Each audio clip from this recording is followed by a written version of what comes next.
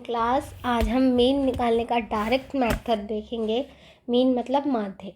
तो पहले जब आपके पास आपको माध्य निकालना था, मीन निकालना होता था, तो आपको मान लो स्टूडेंट्स के नंबर दे रखे हैं।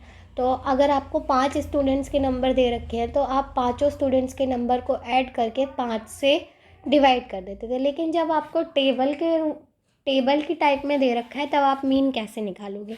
ये आपको नंबर ऑफ़ प्लांट पौधों की संख्या दे रखी है और नंबर ऑफ़ हाउसेस घरों की संख्या दे रखी है।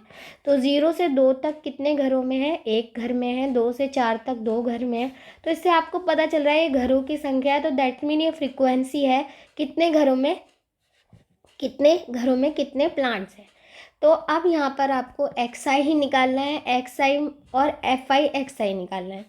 XI निकालने का फार्मूला क्या होता है? Upper limit plus lower limit बटे में 2, ऊपरी वर्ग सीमा प्लस निम्न वर्ग सीमा बटे में 2। तो यहाँ पे ऊपरी वर्ग क्या है? 2 है और निम्न वर्ग क्या है? 0 है। तो दोनों को ऐड करके 2 से भाग कर देंगे। तो हम यही कर रहे हैं।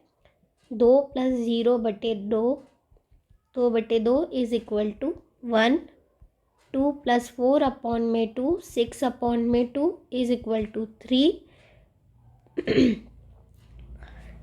कुछ भी कर सकते हो आप। मैंने यहाँ पर लोअर लिमिट भी ले ली क्योंकि दोनों को प्लस कर रहे हैं, तो ऊपरी वर्ग सीमा और निम्न वर्ग सीमा दोनों में से कुछ भी हम ऐड कर सकते हैं। तो यहाँ पर चलिए मैं फिर भी करेक्शन कर देती हूँ।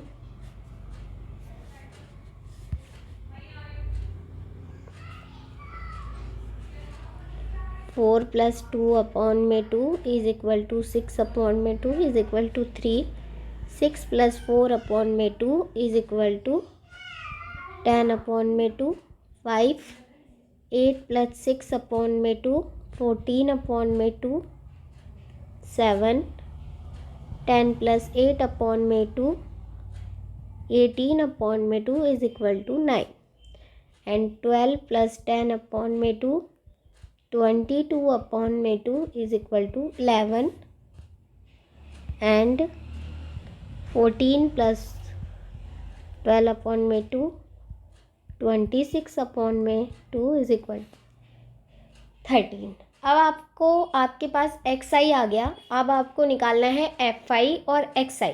तो ये आपका FI है और ये आपका XI है, दोनों को मल्टीप्लाई कर दीजिए। तो 1 into 1 is equal to 1। 2 into 3 is equal to 6। 5 into 1 is equal to 5। 7 into 5 is equal to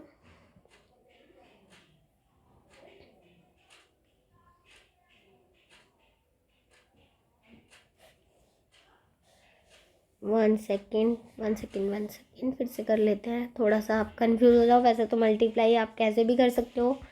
1 into 1 is equal to 1। 2 plus 3 is equal to 6।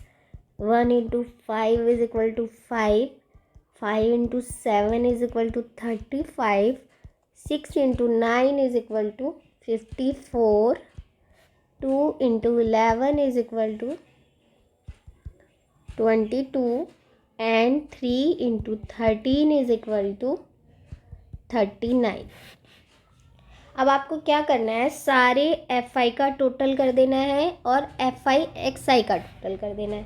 तो FI का टोटल करेंगे तो ये आ गया आपका 20 और इसको आप टोटल करके देख लेना।